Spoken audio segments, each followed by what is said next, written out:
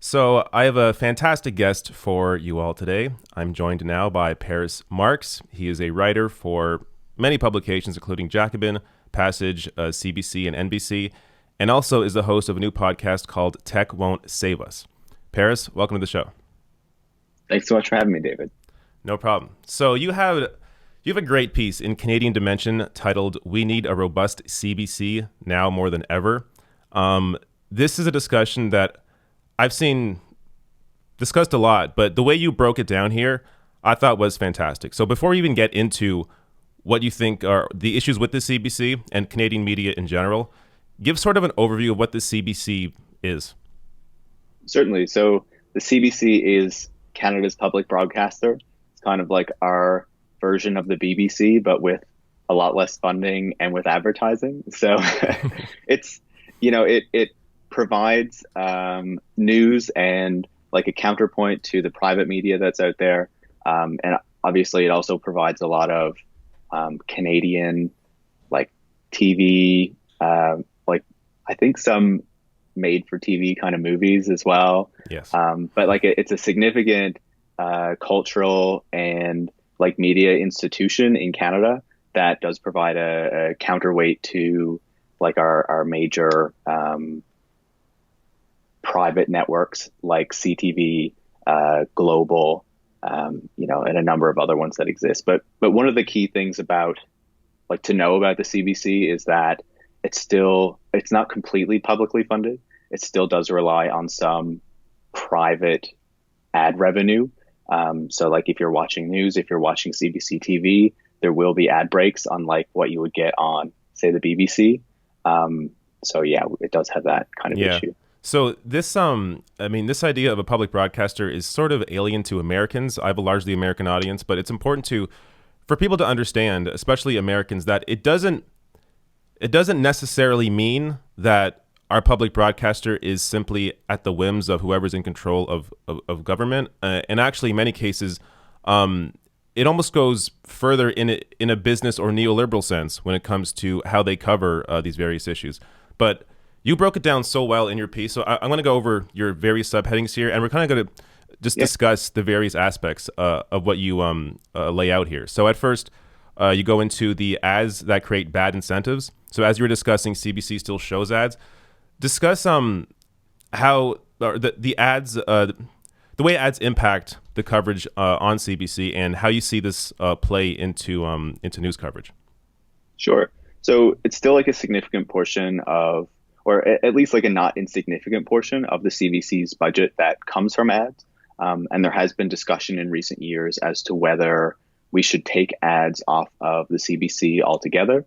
And that is still an ongoing conversation. It's not something that the government has actually acted on, even though there are recommendations for that to happen in the most recent, I can't remember the name of the report now, but there was a new report put out last month or the month before kind of on how the media regulation should change in Canada. And one of the suggestions was that funding be increased for the CBC so that it can remove ads. So it's an ongoing conversation, but obviously the effect of advertising on the CBC has been to make it so that it does have to still be concerned with what private advertisers would want to see on the network.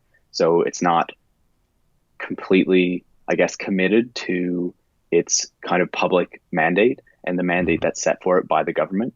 And, over a number of years, that has resulted in a shift in the news coverage toward more business-oriented news and kind of news that would, I guess, kind of serve the needs of capital over, say, what the general public would actually be best served by.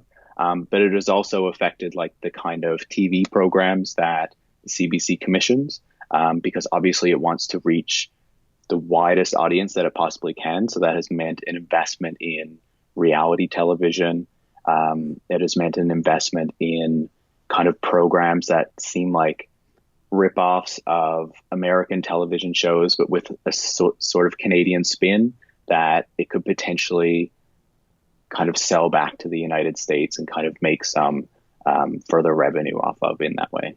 Yeah, and the way it's, on paper, it sounds like a way for them to generate more revenue to maybe keep the news aspect intact. But in reality, as you discussed in your piece, there's actually been layoffs, or at least attempts during this crisis right now, an attempt to lay off people working in local news. So discuss just a little bit about how local news has been impacted, just in general, not even just the CBC, but in general, how local news has been impacted over the past several years. Certainly. So, obviously Canada is a really large country. It's spread, over the second largest kind of land area of any country in the world. And we have a relatively small population to kind of be spread among that landmass. So sometimes the kind of amount of people who might be viewing news is smaller. So the audience that you could potentially sell ads to is smaller. That there's been some indication that the CBC for many years has kind of been shifting away from a focus on local news. And in response to coronavirus, COVID-19, what we saw was the initial response of CBC was to completely shut down its local news broadcasts, which is kind of counter, I would say, to the public mandate, but also to like what is in the public good, because obviously this is a moment where people really need to know what is happening in their communities and the kind of specific directives that are coming from their provincial and local governments. And to cut off local news broadcasting at such an essential time seems really like the wrong thing to do. Mm-hmm. And obviously the larger Canadian media landscape has been affected, I would say, over the past decade, maybe longer. There have been successive cuts. Your American viewers would know that well from seeing what's happening in the United States as well, and has happened over a longer period of time with the cuts that have happened down there. Well, we've seen a very similar thing up here in Canada, but obviously because of our smaller population, our media ecosystem was smaller to begin with. And so that has resulted in a lot of communities being left with only one or no newspaper at all, or say a newspaper where most of what is in it actually comes from this larger national conglomerate that just kind of fills it with, stories that it's printing in all these newspapers across the country, but it doesn't actually provide very much local coverage. So what we really need right now is an investment in local news and for an expansion in local news coverage, because it's clear that the private market cannot provide that under an ad-funded model. And obviously that is a role that the CBC could play, but it seems like it's a role that at least management in the corporation is not as interested in having it play. Yeah, absolutely. And when we discuss the role of the private market at large, it also, this goes into your next point here in your piece, discussing how the right infiltrates the media. And there is this misinformation, this misconception that the CBC has this liberal or left-wing bias, which I find to be hilarious. And you as a socialist, you understand that the CBC is not left-wing or even liberal in their bias. How would you describe how the impact that the right has on the media? Yeah, so I think there's kind of a misunderstanding about kind of the biases that exist within media. Obviously American viewers will know well that there's this perception that mainstream news in general, even at private broadcasters, has this liberal bias, right? Because the people who kind of make up the journalists, I don't want to say journalist class, but the group of people who are journalists, are traditionally, better educated, and often that is kind of associated with, more liberal views. They're obviously more urban than rural, like all these sorts of things that are generally associated with a more kind of liberal individual are the types of people who make up news organizations. But over the past several decades, we've also seen this shift where it's more difficult for, say, working class people to get into journalism and into news organizations. There's a real bias toward people who are able to easily go to post-secondary, who are able to take internships that might not pay very much money, if they pay anything at all, in really large, expensive cities, right? So it really limits the type of person who can get into journalism to begin with, and the types of people who we often see at these major national or even international news organizations are centered in these really large cities where you kind of need to build up a network and get to know people in order to kind of like climb the ranks and actually get into that position, right? So obviously that creates a barrier, and it makes it so that certain views are overrepresented in media. But that does not mean necessarily that the media has a bias toward left-wing or liberal politics, right? And so what we sort of see, and obviously this is not necessarily an observation that just I have made, like I draw from a number of sources in the piece. But say in the United States, Carlos Maza has observed how, because Fox News exists, this really right-wing news organization, it kind of puts these right-wing views into a more mainstream conversation. And then the kind of CNNs and MSNBCs grab onto that and cover it as well, because they figure this is like an issue that we need to talk about because Fox is talking about it, right? And there's no kind of left-wing alternative to Fox News to kind of provide that counterweight and to kind of bring up stories from a left-wing perspective that then these major news organizations draw from as well and say, oh, we need to cover this topic, right? So it leads to the framings that they focus on to be more right-wing and to kind of be set by Fox News before they take them on. And we see something similar in the United Kingdom, where the right-wing Murdoch-owned press, Murdoch obviously owns Fox News as well, kind of sets the agenda that then the broadcast news kind of goes off of and takes their framings and the issues that they think are important from, right? And that's very noticeable in the BBC. And so when we then look at Canada, we can see that Canada is very influenced by what goes on in the United States and what happens at broadcasters in the United States. So they look to those as kind of like what's serious, and then make changes to maybe not even like on purpose, but obviously they see what's going on there and they kind of adopt the same sort of practices, the same sort of views, the same sort of framings. So we see things like balanced budgets being centered, and climate change being treated as this kind of like political fight rather than the focus on the science and things like that, right? Yeah. And so to kind of get back to the core of your question, what we see is not so much, I would say, a liberal or a left-wing bias, but more of a bias toward elite institutions, right? And the people who make up those institutions. So when you watch a news broadcast on the CBC, like a national news broadcast, if you watch a news broadcast on CNN, if you watch a news broadcast on the BBC, you'll notice that the people who are on those broadcasts are journalists, and often the highly paid group of journalists, the ones that really have this national profile. You'll see politicians, ministers, the prime minister, president, maybe like at special times of the year. But there's this focus on making sure you're talking to these elite individuals. You see lobbyists, business leaders. Totally. Business leaders, CEOs, all of that. Yeah. So it's all of these people who are in powerful positions, and the journalists want to ensure that they have access to these people, and they also kind of exist in the same circles as these people, right? And obviously that leads to kind of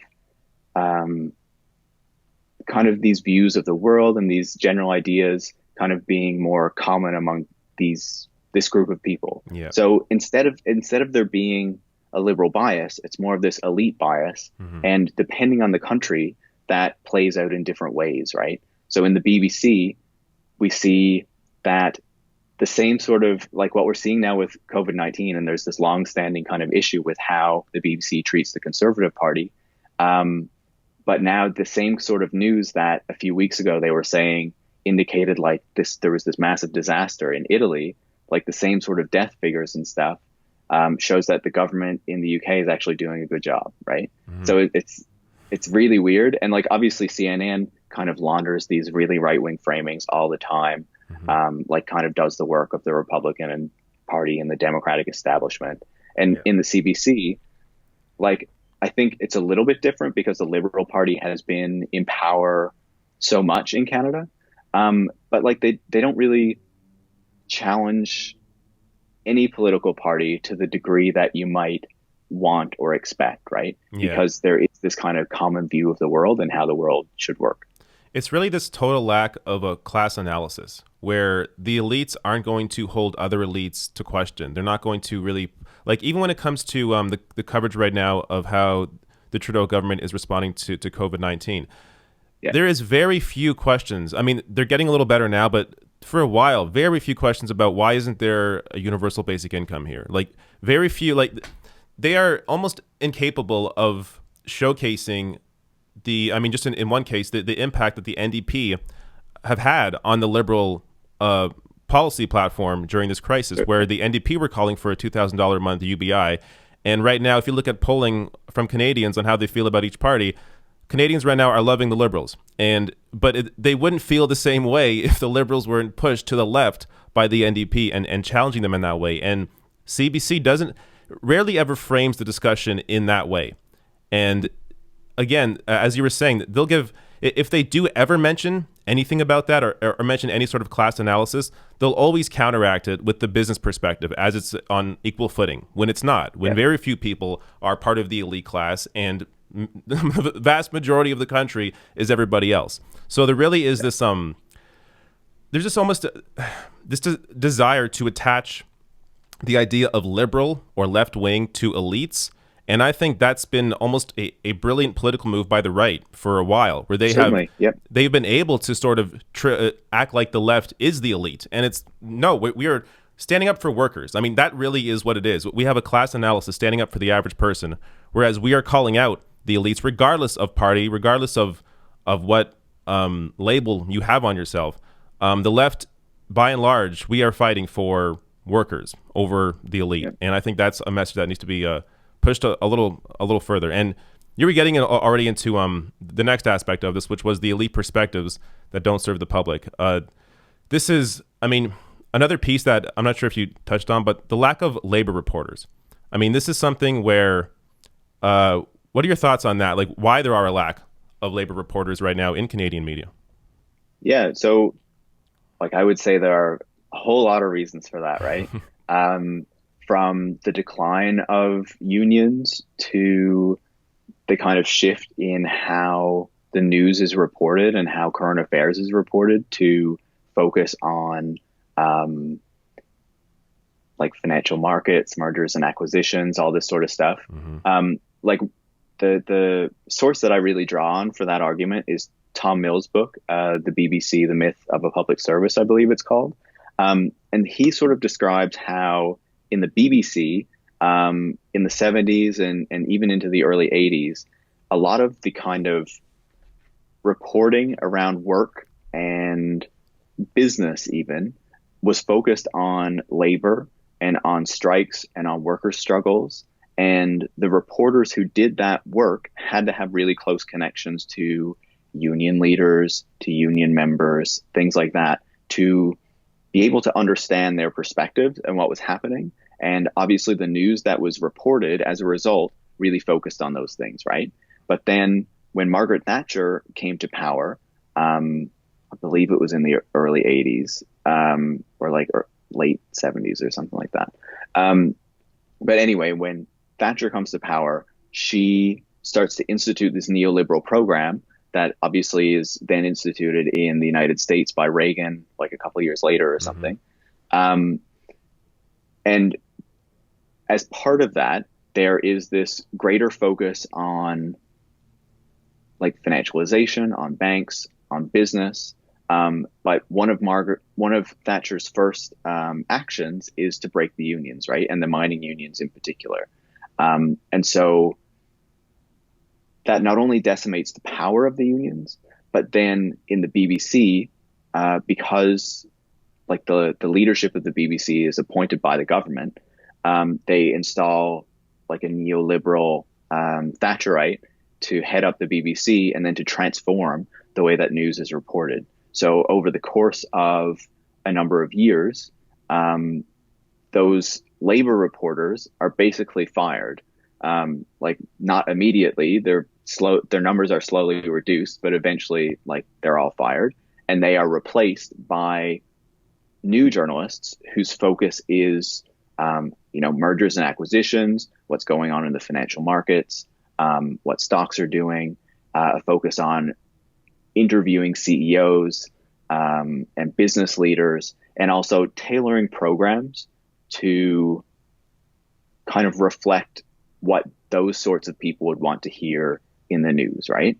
And then I didn't get into this so much in the piece, but obviously as the neoliberal reforms are put into place, Mills explains that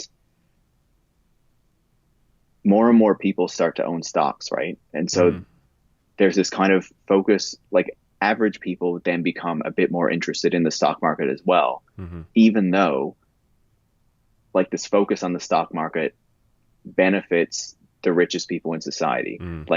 Even though your regular working class person might own a few stocks or might have some stocks in like a pension fund or whatever, most of the stocks are still owned by really rich people, right?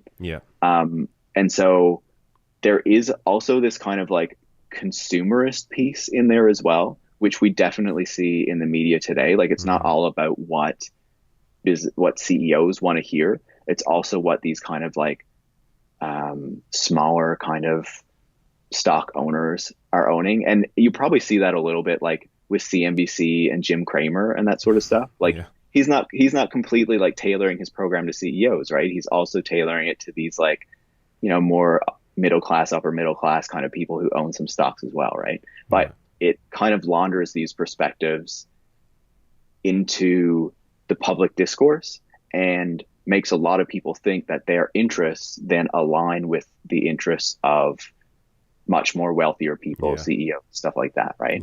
So over the course of several decades then, there's this shift in the way that business coverage works to go from a focus on labor, strikes, labor action, stuff like that, to really a focus on business, mergers, acquisitions, and stock markets in particular that really ignores labor pretty much altogether, right? And so, like, I think there are only 1, 2, 3 labor reporters in Canada, like the whole That's country amazing. now, which is really shocking, right? I don't know what the state of that is in the United States, but again, like all you need to do is turn on CNN, turn on CBC, turn on any of these media companies, watch their news channels, and you'll see that the focus is on political coverage and the focus is on business coverage. And business coverage means what's happening in financial markets, right? Because we live in this incredibly financialized economy. And so obviously the focus is what's going on with the banks. Is the line going up or is the line going down? Like, right? It truly is amazing how much business interests have taken over the media without people even really realizing it. I mean, this is really the bigger issue, is that because people are just so they have busy lives, right? People go to work, they come home, they have stuff to do, they put on the news. Most people don't really clue into the fact that, why are we talking so much about business interests? Like, why are we so focused on financial markets when we should also, at the very least, I mean, if you want to say 50-50, fine, but I say labor is a lot more important.